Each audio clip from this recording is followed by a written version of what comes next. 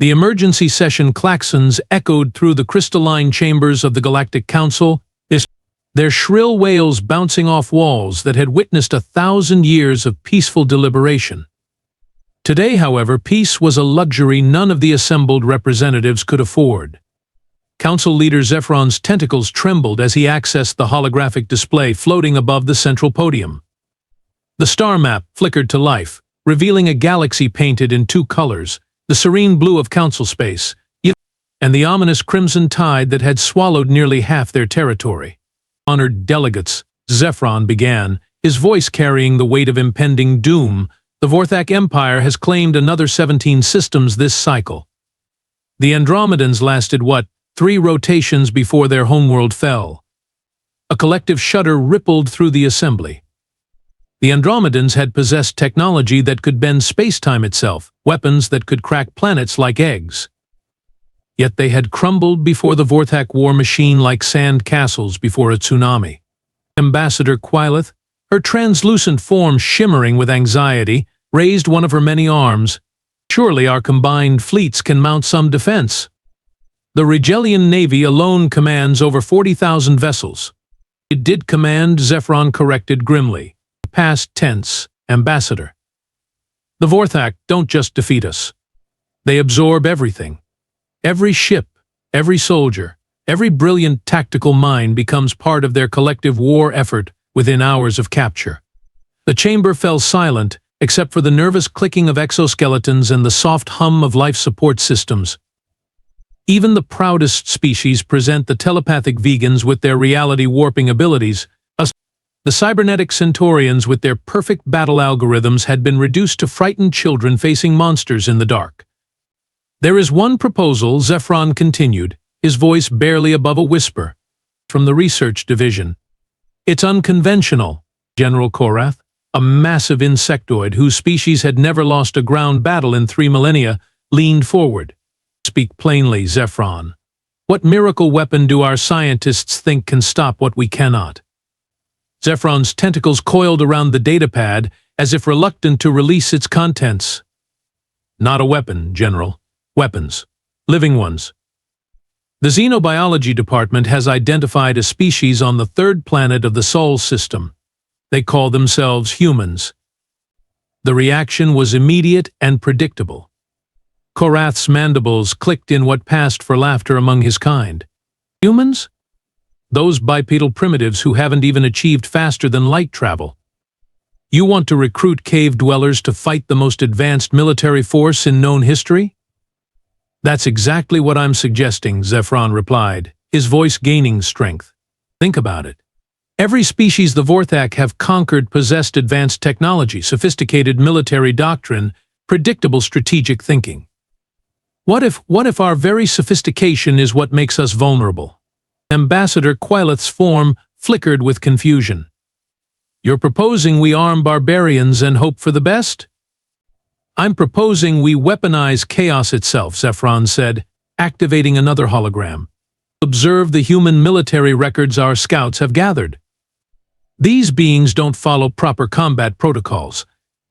They adapt mid-battle, ignore impossible odds, and somehow turn their own technological limitations into advantages. The assembled delegates stared at footage of human conflicts, and their expressions ranging from horror to fascination as they watched beings who fought with primitive projectile weapons yet displayed tactical creativity that defied all military logic. This is insanity, Korath muttered, but his tone had shifted from mockery to something approaching interest. Yes, Zephron agreed with the first genuine smile he'd managed in cycles. Exactly. 3 rotations later, the same chamber buzzed with nervous energy as Zephron prepared his detailed briefing on humanity.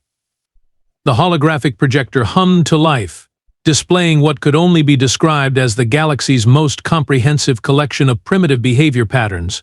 Esteemed colleagues, Zephron began, gesturing toward the floating data streams, allow me to present our potential saviors, or more accurately, our potential suicide bombers with opposable thumbs. The first hologram showed a human military base on Earth. Tiny bipedal figures scurried about in what appeared to be organized mayhem. Notice how they conduct their training exercises. While we perfected warfare through mathematical precision and strategic algorithms, humans practice by shooting at each other, and with paint. For fun, Ambassador Quyleth's form shimmered with disbelief. They voluntarily inflict simulated violence upon their own species for entertainment purposes? Oh, it gets better, Zephron replied, switching to another feed. This is Commander Jake Morrison, age 34, leader of what they call a Special Forces unit. His psychological profile indicates he once jumped out of a perfectly functional aircraft for recreational purposes. Not once, 47 times. The assembled delegates watched in fascination as the stocky human with close-cropped hair and scars on his hands directed his team through what appeared to be an impossible infiltration exercise. Morrison's voice crackled through the translation matrix, calm despite the simulated explosions around him. Delta Team, we're going in hot. Remember, when the plan goes sideways, make it up as you go. Rita, I need those defenses down in 60 seconds or less. You got it, boss? Came the reply from Sergeant Rita Kowalski, a compact human female currently dangling upside down from a cable while rewiring an electronic system. Just give me 30 seconds to convince this security panel that I'm its best friend. Zephron paused the feed, observed their complete disregard for established protocols. Sergeant Kowalski there has no formal education in advanced electronics, yet she routinely bypasses systems that should require decades of study to understand. Her method? She hits things until they work differently. General Korath's mandibles clicked with what might have been amusement. Primitive problem-solving techniques? That's being generous, Zephron replied, advancing to the next clip. This is tech specialist Marcus Liu. His approach to computer security makes our children's encryption toys look sophisticated. Watch. The hologram showed a lean human with quick eyes and nimble fingers working at a primitive computing device. Liu's voice carried an undertone of barely controlled excitement. Okay, so their firewall is like a big fancy door with 17 different locks. I could spend hours figuring out each lock, or he typed rapidly, grinning. I could just convince the door that it's actually a window. The system screen flashed, granting him access to classified files. Liu pumped his fist in triumph. Sometimes the dumbest approach is the smartest approach, you know? Illogical, Ambassador Quyleth muttered. Completely, utterly illogical.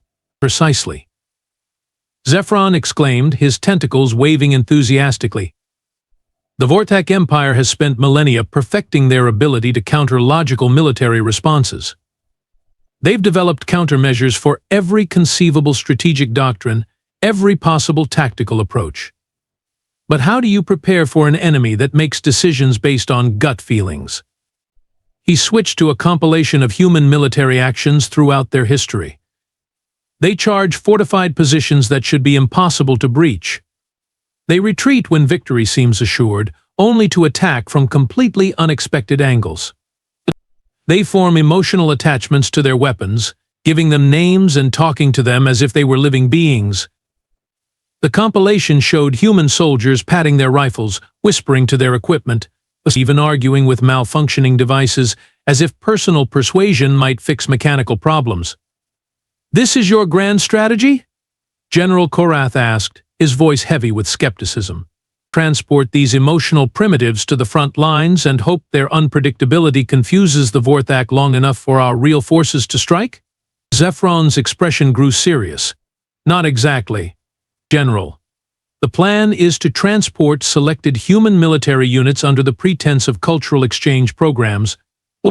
They'll believe they're participating in joint training exercises with allied species. We'll position them at strategic points along the Vorthak advance routes and let nature take its course. You mean use them as expendable diversions, Quyleth said flatly. I prefer to think of it as tactical unpredictability deployment, Zephron replied smoothly. The humans get to play with advanced technology they could never develop on their own, and we get living weapons that think outside every conceivable tactical framework. Everyone wins, assuming they survive long enough to be useful, Korath added grimly. Zephron's smile returned, sharp and calculating.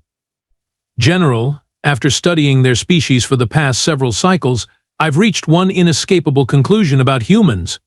He paused for dramatic effect. They're far too stubborn to die conveniently. The first sign that the plan might have some unexpected complications came when Commander Jake Morrison woke up swinging. To be fair, the Galactic Council's xenobiologists had predicted this reaction. Their reports clearly stated that humans possessed an enhanced fight-or-flight response system, with particular emphasis on the fighting part. What they hadn't anticipated was how quickly Morrison would transition from disoriented confusion to tactical assessment. Rita, Marcus, sound off. Morrison's voice echoed through the transport ship's holding bay as he rolled to his feet, scanning for threats with the practiced efficiency of someone who'd woken up in hostile territory more times than he cared to count. Present and accounted for, sir. Rita's voice came from somewhere behind a cluster of what looked like oversized chrome mushrooms. Though I gotta say, boss, this isn't exactly the joint training facility they promised us. Marcus Liu's head popped up from behind an alien console, his fingers already exploring the strange symbols and interfaces. Commander? I don't think we're in Kansas anymore. This tech is wow. This is like finding a smartphone in King Tut's tomb. The ship's cultural liaison, a nervous Centaurian designated as Translation Unit Zirian, approached with what it hoped was a calming gesture. Its mechanical limbs whirred softly as it activated the universal translator. Greetings, honored humans. Please do not engage in combat readiness. You are guests aboard the friendship vessel Morning Star. We are transporting you to participate in glorious cultural exchange with allied species. Morrison's eyes narrowed. Years of military service had given him a finely tuned ability to detect when someone was feeding him a line of bull. Cultural exchange, huh? Then why does this feel like a kidnapping? And why are there weapon scanners built into the walls? Zirian's optical sensors flickered nervously. The briefing materials had mentioned human perceptiveness, but this was beyond their projections. Those are safety sensors, for ensuring no harmful cultural artifacts accidentally. Boss, Rita interrupted, her voice carrying a tone Morrison recognized as I found something interesting and potentially explosive. You might want to see this. She was crouched beside what appeared to be a maintenance panel, but the covering had been removed to reveal a maze of alien circuitry that pulsed with soft blue light. More concerning was the fact that Rita somehow had her hands deep in the alien technology, manipulating components with the confidence of someone working on familiar equipment. Sergeant, please step away from their equipment, Morrison said carefully. Can't do that, sir, Rita replied cheerfully, not looking up from her work. See, their artificial gravity generator has a harmonic resonance issue that's making my teeth itch. Give me another minute, and I'll have it sorted. Zirian's form began flickering between its solid and holographic states, a sure sign of extreme distress. Human Rita. That is a Class 7 gravitational manipulation device. It requires 17 years of specialized training to even approach safely. Rita mused, twisting something that made the entire ship's gravity field stutter for a moment. 17 years? That seems inefficient. I mean, it's basically just a magnetic field generator with fancy math, right? Marcus had wandered over to another console and was poking at the controls with the casual curiosity of someone exploring a new video game. This is fascinating stuff. Their user interface is really intuitive once you ignore all the warning labels. Hey, what does this button do? The sound that emerged from Zirian could only be described as a mechanical scream of terror. Do not press the red activation sequence. That is the emergency weapons deployment protocol. Weapons? Morrison's voice took on a dangerous edge. I thought this was a cultural exchange? It is. Zirian's translation matrix began stuttering under stress. The weapons are for protection against space debris. Yes, very dangerous space debris in this region. Unfortunately for Zirian's rapidly deteriorating cover story, Marcus had already pressed the button. The ship's walls suddenly retracted to reveal weapon lockers filled with energy rifles that looked like they belonged in a science fiction movie. Each weapon hummed with barely contained power, their surfaces covered in symbols that probably warned about the dangers of improper use. Rita's head popped up from the gravity generator, her eyes shining with the particular joy that came from encountering new technology to modify. Oh, would you look at that? These are plasma pulse rifles, aren't they? But the focusing array is all wrong for human hand geometry. Before anyone could stop her, she'd grabbed one of the weapons and was examining it with the same intense focus she'd applied to the gravity generator. The grip angle is terrible, the sight alignment is compensating for compound eyes, and the trigger mechanism assumes opposable digits in completely different positions. "Sergeant Kowalski," Morrison said in his most patient command voice, "please put down the alien death ray." "Give me just a second, boss," Rita replied, pulling out her field toolkit. "I can fix this. The power coupling just needs to be rerouted through the secondary capacitor array, and if I bypass this safety interlock here." The weapon in her hands suddenly began humming at a completely different frequency. The alien symbols flickered and changed, and the entire device seemed to reshape itself slightly to better fit human hands. Zirian made a sound like a dial-up modem having an existential crisis. That is impossible. The weapon's bio-recognition system should prevent unauthorized modifications. The safety protocols alone require. Rita shouldered the modified weapon, sighted down the barrel, and nodded with satisfaction. There we go. Much better. The recoil compensation was set up for creatures with 4 arms, but now it should work just fine for us 2-arm types.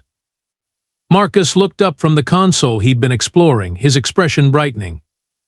"Hey, I figured out their navigation system and their communications array. And oh, this is interesting. According to their mission logs, we're not heading to a training facility. We're going somewhere called the Kepler defense line." The silence that followed was broken only by the sound of Rita chambering around in her newly modified alien weapon.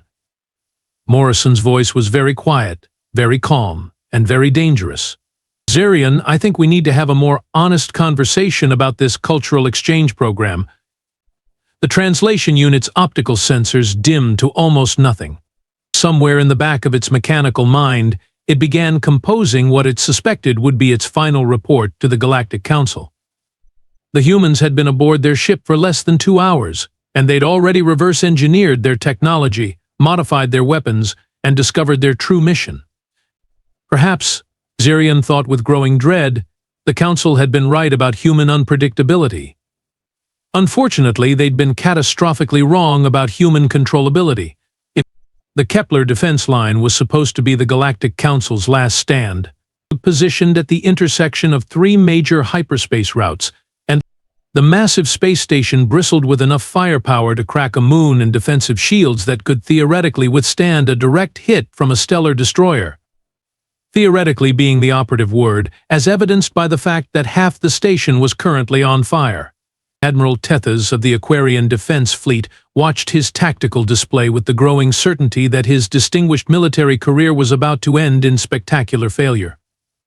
The Vorthak had arrived 6 hours ahead of schedule, their black ships moving in perfect formation like a plague of mechanical locusts. His fleet's textbook defensive positioning had been countered with surgical precision, his carefully planned fallback positions anticipated and neutralized before they could be implemented. "Sir," his communications officer reported, her gills fluttering with barely controlled panic, "we're receiving a transmission from the human transport vessel. They're requesting permission to join the battle?" Tethys' attention snapped to the small ship currently hiding behind the station's debris field. In all the chaos, he'd forgotten about the Council's desperate gambit.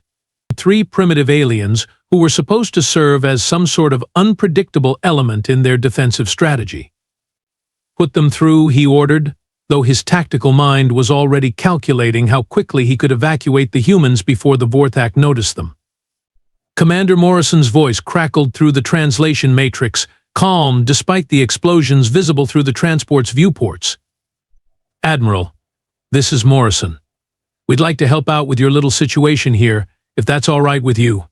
"Commander Morrison, Tethys replied carefully, "I appreciate the offer, but this is a fleet engagement involving weapons systems beyond your technological comprehension.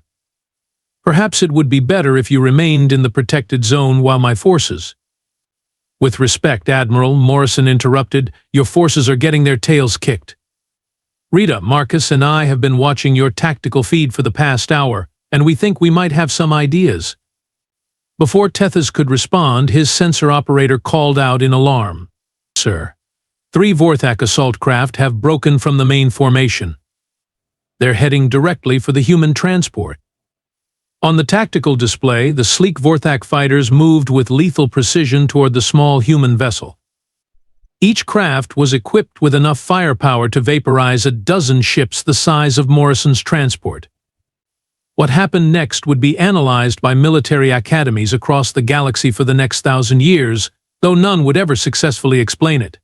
Instead of fleeing or requesting assistance, the human transport ship suddenly accelerated directly toward the approaching Vorthak fighters. Not in a straight line, which would have been suicidal enough, but in a wild zigzag pattern that seemed to follow no tactical doctrine known to civilized warfare. "What is he doing?" Tethys whispered, watching as Morrison's ship somehow threaded between the first 2 fighters while spinning like a child's toy. The answer came through the comm channel, Morrison's voice accompanied by what could only be described as delighted laughter. "Rita, tell me you've got those weapons modifications ready." "Oh, I've got something special for these guys, boss," came the reply. "Marcus, you ready with that surprise we cooked up?" "Born ready." Marcus's voice carried the enthusiasm of someone who'd just been given the galaxy's most interesting puzzle to solve. Initiating what I like to call aggressive technical support in 3, 2, 1. The first Vorthak fighter suddenly stopped firing. Its weapons systems flickered, then began rotating to target its own wingmates. Within seconds, all 3 Vorthak craft were firing at each other in apparent confusion. Tethys stared at his displays in shock. How did they penetrate Vorthak security protocols? Their systems are supposed to be unhackable. Marcus's voice drifted through the comm, sounding almost embarrassed. "Well, see, that's the thing about unhackable systems. They're designed to resist sophisticated attacks from people who understand how they work.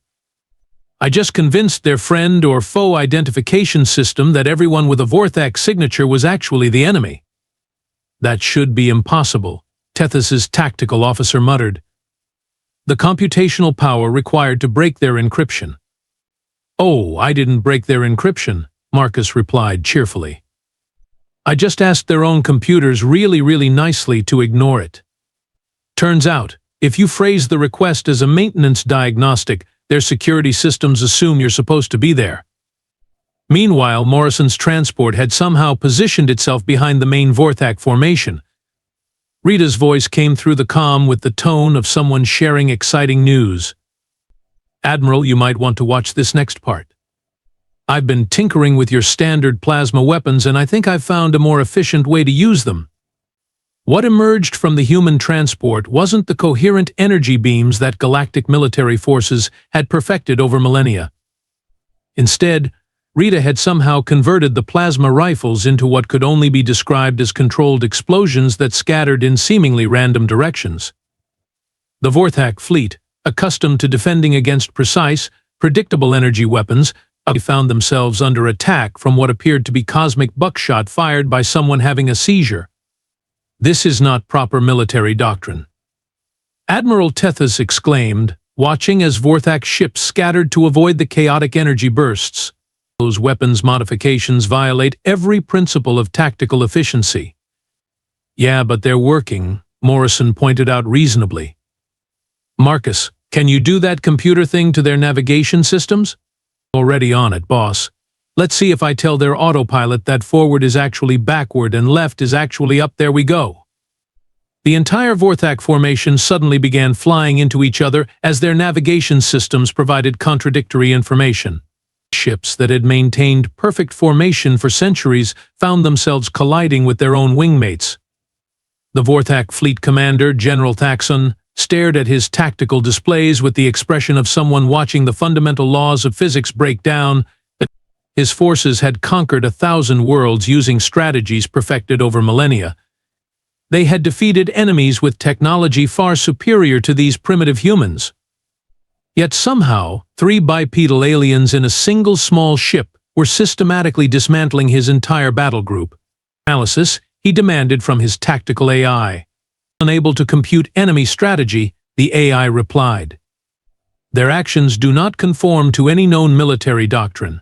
Recommend immediate withdrawal pending further study of human tactical capabilities." Thaxon's mandibles clicked with frustration. "Withdrawal? We are the Vorthak Empire. We do not withdraw from primitives." Unfortunately for Thaxon's pride, his fleet was already doing exactly that.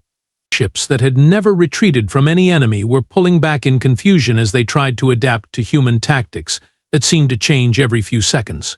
Morrison's voice drifted through the chaos with infuriating casualness. "Admiral Tethys, I think your defensive line is secure now."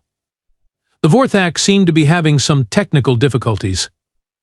Tethys looked at his tactical display, which showed the mighty Vorthak invasion force fleeing in apparent terror from a single human transport ship.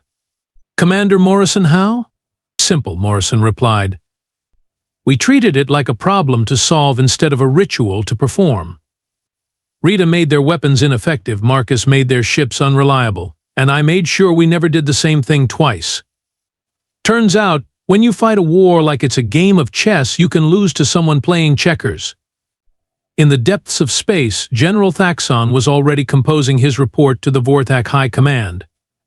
It would be the first time in the Empire's history that they would need to add a new entry to their tactical databases, human classification, avoid at all costs. The Vorthak High Command's war room had been designed to instill confidence. Its obsidian walls displayed tactical projections of 1,000 conquered worlds, each victory monument to the Empire's mathematical perfection in warfare. Today, however, those same walls seemed to mock the bewildered strategists gathered around the central holotable. Supreme Commander Vex studied the after-action reports from 17 different battle zones with the growing certainty that reality had somehow broken. "Explain to me," he said slowly, "how a mining laser designed to crack asteroids became a weapon capable of disabling our flagship." The tactical AI's response carried what could almost be interpreted as electronic embarrassment. The humans designated as Rita's squad appear to have connected the mining equipment to their transport's fusion reactor, creating what they term a really big space flashlight. The resulting energy discharge was unconventional. "Unconventional?" Vex repeated flatly. "Our shields were designed to deflect concentrated plasma beams, focused energy weapons, and particle accelerators. They were not designed to handle the equivalent of a star hiccuping at close range." Furthermore, the AAI continued, the humans seem to have attached what they call personality to their modified equipment. Intercepted communications suggest Sergeant Kowalski refers to the mining laser as Big Bertha and frequently engages in conversation with it during combat operations. On the far side of the galaxy, the Galactic Council was experiencing its own crisis of confidence. The emergency session had been called after reports began flooding in from across the front lines, each more impossible than the last. Ambassador Quellet's holographic form flickered with anxiety as she read from the latest intelligence briefing. Sector 77 Alpha reports that human forces have somehow convinced a Vorthak dreadnought to surrender by playing music at it. The ship's crew claimed they could no longer concentrate on tactical operations due to what they described as aggressive auditory chaos. Council leader Zephron's tentacles writhed in patterns that suggested deep philosophical confusion. The humans call it psychological warfare. Apparently, they broadcast something called death metal at frequencies that interfere with Vorthak neural harmonics. General Korath leaned forward, his compound eyes reflecting the holographic displays. "And Sector 12? "Commander Morrison's team has been teaching local defense forces what they call guerrilla tactics," Queleth replied. "The Andromedans are now attacking Vorthak supply lines using strategies that violate every principle of honorable combat. They hide, strike without warning, and retreat before engaging in proper battle formation." "That's barbaric," exclaimed Representative Thelen of the Peaceful Convergence. "Yes," Zephron agreed grimly, "and it's working. The Vorthak have never faced an enemy that refuses to fight fair. Their entire military doctrine assumes their opponents will engage in logical, predictable combat. The holographic display shifted to show Marcus Liu's latest accomplishment in somehow convincing an entire Vorthak battle network that it was experiencing a software update and needed to restart all systems simultaneously. The worst part, Zephron continued, is that we can't control them. We thought we were deploying weapons. Instead, we've unleashed teachers. Across the galaxy, Vorthak forces were learning that their millennia of military supremacy meant nothing against enemies who changed the rules mid-battle. On the mining colony of Zirion Prime, Rita had somehow convinced the local defenders that industrial equipment made excellent improvised weapons.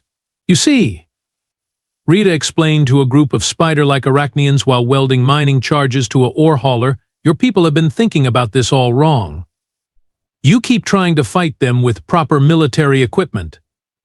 But why use a plasma rifle when you can use a gravity manipulator as a catapult? The Arachnian engineer's 8 eyes blinked in confusion.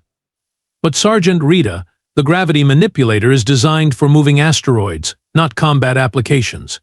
Exactly. Rita grinned, patting the massive device affectionately. The Vorthak have shields designed to stop weapons. They don't have shields designed to stop a 2,000-ton chunk of nickel iron traveling at significant fractions of light speed. Sometimes the best weapon is the one nobody expects. Meanwhile, Marcus was giving an impromptu lecture to Centaurian cybernetics experts on what he called creative system administration, the beauty of their network architecture.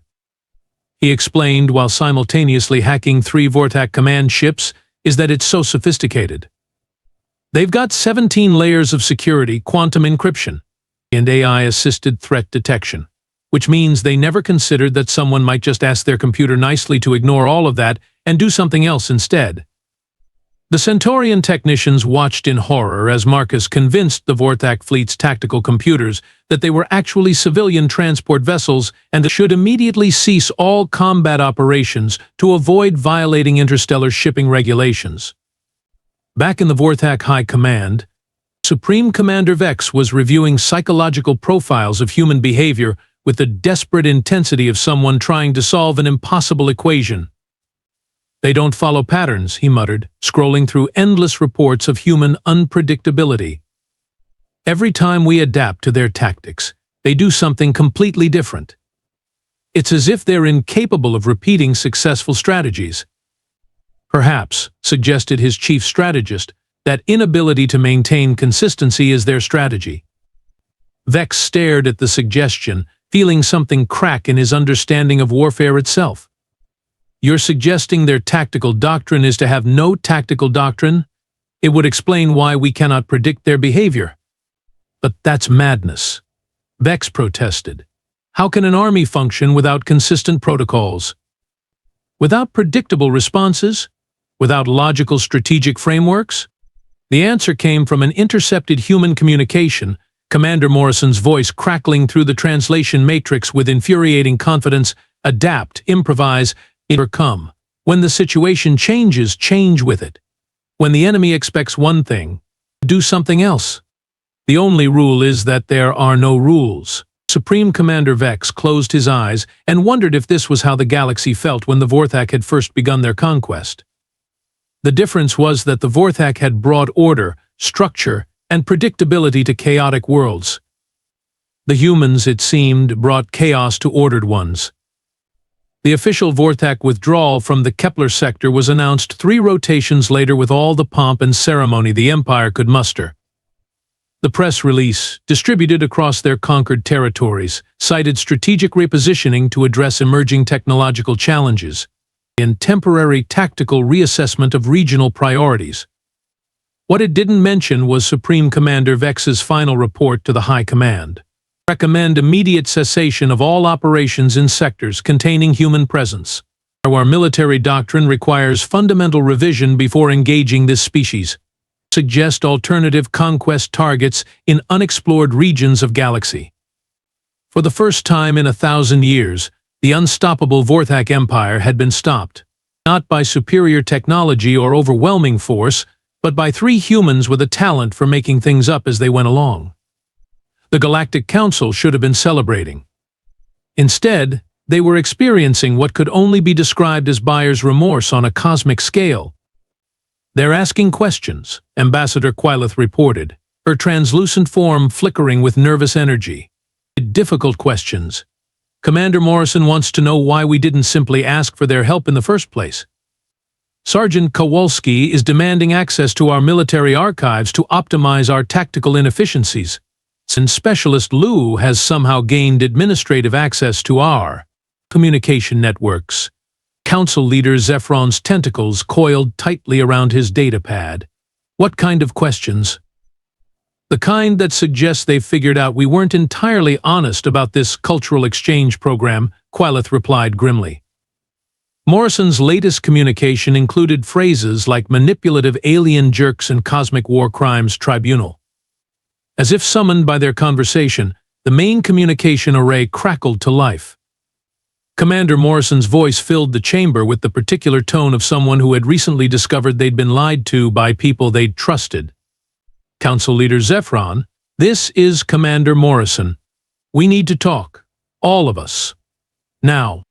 The holographic display activated, showing Morrison's team aboard what had once been a Vorthak command ship. They'd apparently converted it into a mobile base of operations, complete with Rita's modified weapons systems and Marcus's jury-rigged computer interfaces. "Commander," Zephron began carefully, "I trust you're satisfied with the success of our joint defense initiatives." "Cut the bull, tentacle boy," Rita interrupted, not looking up from the alien weapon she was disassembling. "We know you used us? Question is, what are you going to do about it now?" Marcus leaned into the communication pickup with the expression of someone who'd just gained access to every secret in the galaxy. "See, here's the thing about your quantum-encrypted databases. They're really not designed to keep out someone who asks the computer nicely to explain everything in simple terms." Fascinating reading, by the way. The silence that followed was broken only by the soft humming of life support systems across dozens of worlds. Morrison stepped forward, his expression serious but not hostile. "Look, we get it. You were desperate. The Vorthak were stomping all over the galaxy, and you needed something unpredictable to throw at them. But here's where things get interesting." He gestured to the captured Vorthak ship around them. "We've been talking to some of the Empire's former subjects. Turns out, a lot of worlds would like their freedom back. And we've proven that human tactics work pretty well against Imperial forces." Zephron felt something cold settle in the pit of his stomach. "Commander, surely you're not suggesting a liberation campaign?" Morrison's smile was sharp and confident. "Actually, that's exactly what I'm suggesting. The galaxy's got a lot of oppressed peoples who could use some help. And we've got techniques that work against overwhelming odds." Rita looked up from her weapon modifications with enthusiasm. "Plus, we've figured out how to mass-produce our equipment modifications. Turn any civilian industrial base into a resistance arsenal in about a week. The networking protocols alone," Marcus added cheerfully, "could give every conquered world access to real-time tactical coordination. Imagine the Vorthak trying to deal with 17 different liberation movements all using human-inspired strategies." Ambassador Quyleth's form began flickering rapidly. "But you can't just reorganize galactic civilization. There are protocols, treaties, established political structures." Morrison's expression grew thoughtful.